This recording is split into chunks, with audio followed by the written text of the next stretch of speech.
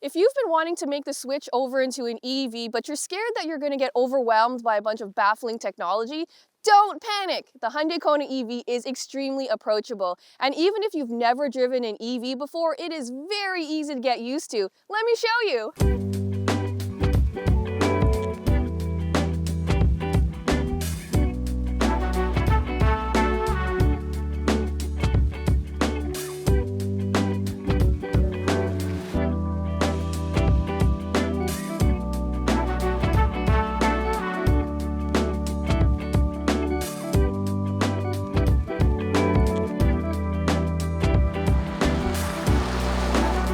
For more expert car reviews, don't forget to share our channel and subscribe so you can catch some of this and maybe even a little of that.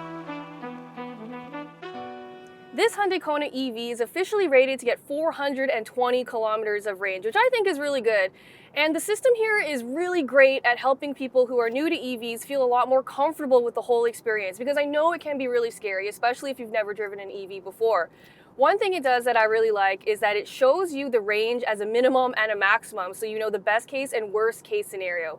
And that just really helps alleviate range anxiety. But another thing that really helps is that the navigation system shows you really easily where to find all the chargers, and you can filter it by speed, availability, and by provider, which makes things really easy. In addition to that, you can also see exactly where all of your energy is being used, and that helps drivers become more efficient because they can learn how to drive more efficiently, how to use their HVAC better so that they're driving more efficiently, and all of those things just really help make things a lot less scary for people who might be new to EVs.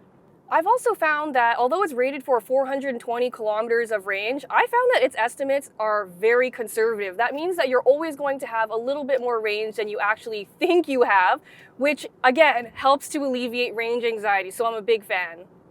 In terms of charging, the Kona EV can accept speeds of up to 100 kilowatt hours, which should get you from 10 to 80% in about 45 minutes.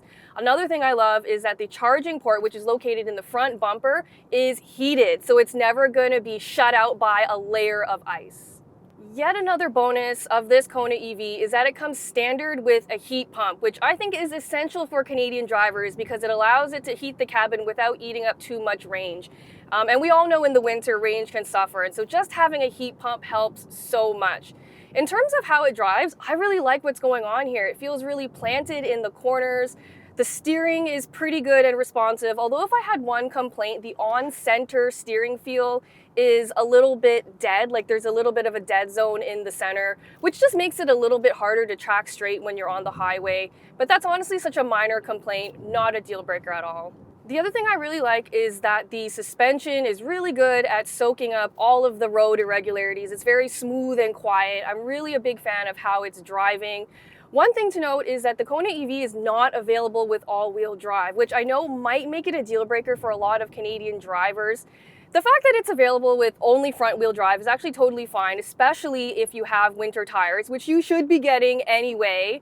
But in general, I'm a really big fan. Its small size makes it easy to maneuver and park. The visibility is great. And in general, no real complaints about how it drives. One-pedal driving is also available, and you can tailor how strong it is using these paddle shifters on the steering wheel. I like to drive it in level 3. I feel like full one-pedal driving is a little bit too jarring and it might make your passengers car sick. But I like that it's easily accessible through these paddle shifters. I also love the way this Kona EV looks. I think it has such a cool style that makes it look really cartoony and kind of futuristic, but without being too alienating, so it's not going to draw too much attention from passersby, which is, again, great for people who are new to EVs. Inside, really like what's going on in here too. There is a little bit too much hard plastic for my liking, but other than that, the interior is really nice. What I like the most about it is that they made it so much roomier than it used to be. So previously, I spent about 2 weeks driving the previous generation Hyundai Kona EV in the dead of winter. And back then I was really new to EVs. And I was just so surprised by how easy it made everything. And really my only complaint about it back then was how cramped it was. The back seat had no room, the trunk was tiny, and that was pretty problematic for me. This time around, they changed all of that. So inside, they really moved the dashboard forward, which gives more room for the driver and the passenger up front. And they also got rid of all this stuff in the middle. So in general, it just feels a lot airier and more spacious. The cargo hold is also 33% bigger than it used to be, and the rear seat passengers also get way more leg room and headroom than they did before, which makes this so much more practical than it used to be. Another thing that they really improved for this generation of Hyundai Kona EV is that they made everything even more user-friendly than it already was. I love this new infotainment system, and I love the fact that they didn't just do away with physical buttons in general. They kept a whole row of really useful shortcuts here. And I also like the fact that there's wireless Android Auto and Apple CarPlay included as standard, and it's really well integrated. So you can see, your Google Maps instructions in the head-up display and in the infotainment cluster, which means that you don't have to flip back and forth so much, which is fantastic. But I also really like that there's a customizable star button. You can pick a whole bunch of different functions for it. I like to program it so that it brings up my Android Auto really easily. I find it really easy to use while you're on the go. It's not distracting at all. And honestly, Hyundai must be on a mission to reduce blind spot collisions to zero, because there's got to be like 5 different ways to see if there's people in your blind spots here. Number one is there's an indicator in your side mirrors to show if there's someone in your blind spot. You can see it in the head-up display. You can see it in the infotainment screen cluster. And also when you activate the turn signals, you can see a live camera feed of all your blind spots. And I love to see that.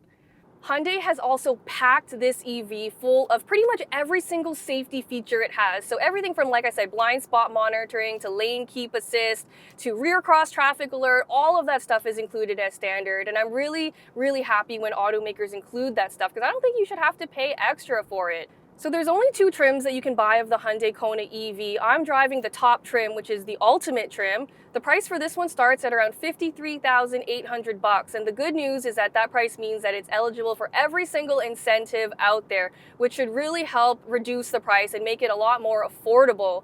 The only difference is that the Ultimate trim I'm driving just adds a bunch more features, like the head-up display that I find really useful. This is the one that I would buy if it were my money.